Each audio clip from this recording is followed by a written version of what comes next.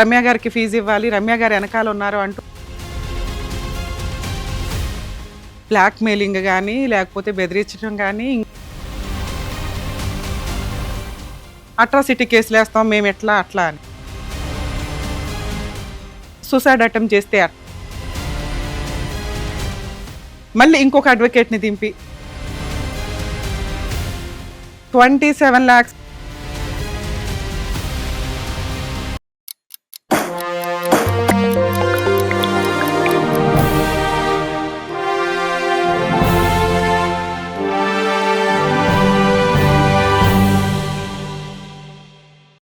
న్యాయవేదికకు స్వాగతం.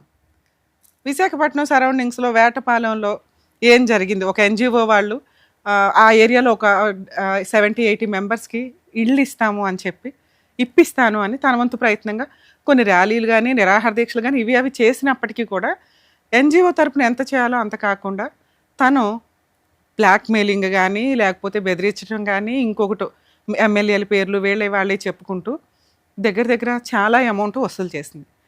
అందులోనూ లీగల్గా అడ్వకేట్ పేరు చెప్పి రమ్య గారికి ఫీజు ఇవ్వాలి, రమ్య గారు వెనకాల ఉన్నారు అంటూ ఇంకొంత అమౌంట్ కూడా వసూలు చేయడం జరిగింది. ఈ విషయం మీద మనం ఒక ఎపిసోడ్ 2 days బ్యాక్ టెలికాస్ట్ చేసాం. అలాగే యాక్చువల్గా నేనే వెళ్ళి లీగల్గా యాక్షన్ తీసుకుందాం అనుకున్న టైంలో వాళ్ళు ఒక మీటింగ్ పెట్టుకున్నారు. మీటింగ్ పెట్టి ఆవిడని పిలిపించడం, ఆ మీటింగ్ రోజు కూడా మేము చెప్పలేదు.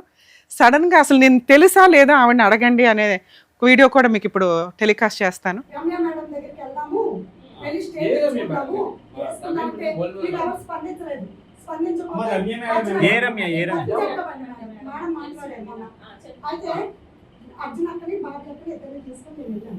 వెళ్ళి నా కష్టాన్ని అంతా చెప్పి ఇది వరకు వెళ్ళి తెలంగాణ ఆంధ్ర కలిసినప్పుడు మన వీళ్ళమ్మ కూడా వీళ్ళందరూ వచ్చారు.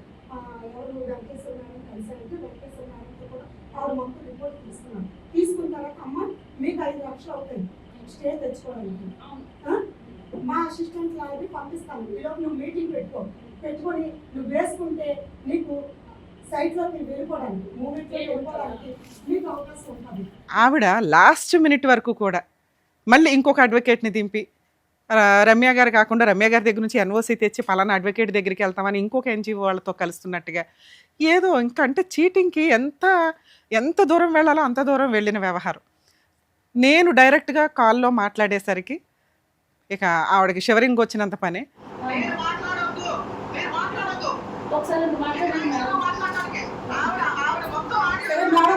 నేను వస్తాను మేడం.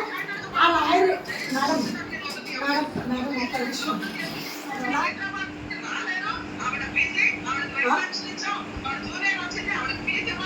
ఆవిడ మేడం ఆవిడ ఫాలో అయ్యాను మేడం, నేను ఆవిడనే ఫాలో అయ్యాను మేడం. మేడం ఒక నిమిషం వింటారా? చెప్పండి మేడం, తెలీదు. ఒక్క నిమిషం మేడం, మీ దగ్గర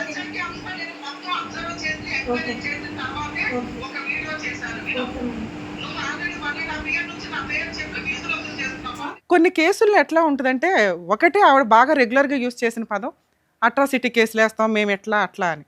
దాంతోపాటు నేను మాట్లాడిన తర్వాత కానీ ఆ ముందు కానీ ఇంకొక కొత్త టాపిక్ తీసుకొచ్చారు.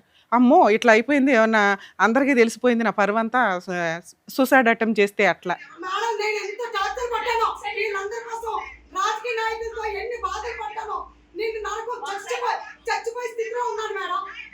ఎందుకు చేస్తారు?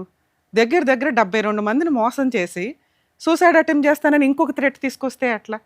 ఇలా ఎవరైనా ఎన్జిఓలే కానీ మామూలు వాళ్ళు కానీ మనం రెగ్యులర్గా సోషల్ మీడియాలో చూస్తున్నామండి, విపరీతంగా మోసం చేస్తున్నారు. ముందు మీరు జాగ్రత్త పడండి. ప్రతి చోటకి మేము వచ్చి పోరాడటం అనేది జరగదుగా.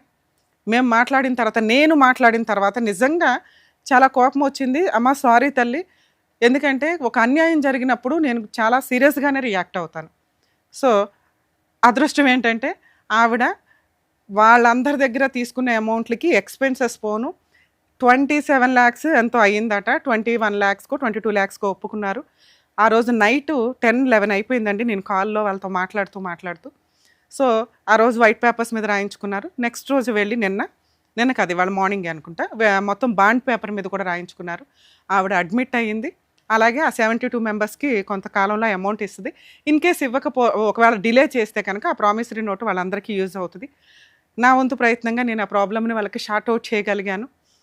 అలాగే ఆవిడ కూడా అడ్మిట్ అయింది. ఇక నుంచి ఇట్లాంటి క్రైమ్స్ చేయం, కుదిరితే ఆ ఎన్‌జీఓ క్లోజ్ చేసుకుంటది. మేబీ ఇంకొకటి కొత్త అవతారాలు ఎత్తుతారేమో. కొంచెం ఇలాంటి వాళ్ళతోటి కొంచెం అవేర్‌నెస్‌గా ఉండండి. ఎందుకంటే ఏది ఊరికే రాదు, కష్టపడాల. ప్రతి దాంట్లోని ఈజీ ప్రాసెస్‌లు ఏదో అయిపోతాయి. ఎక్కడో ఎళ్ళిపోదాం, ఏదో రకంగా ఇదవుతుంది అనుకుంటే జీవితాలు సర్వనాశనం అయిపోతాయి. కష్టార్జితం. చూడండి లిస్ట్ చూడండి, 72 మెంబర్స్‌కి ఆమె పేమెంట్ చేయాల్సొచ్చింది.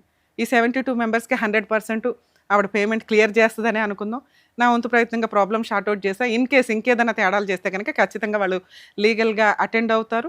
అక్కడ మనకు తెలిసినోళ్ళు ఎవరన్నా ఉన్నా కూడా వాళ్ళకి హెల్ప్ చేస్తామని కూడా చెప్పాము. ఇట్లాంటి విషయాల్లో కొంచెం జాగ్రత్తగా ఉండండి. Thank you.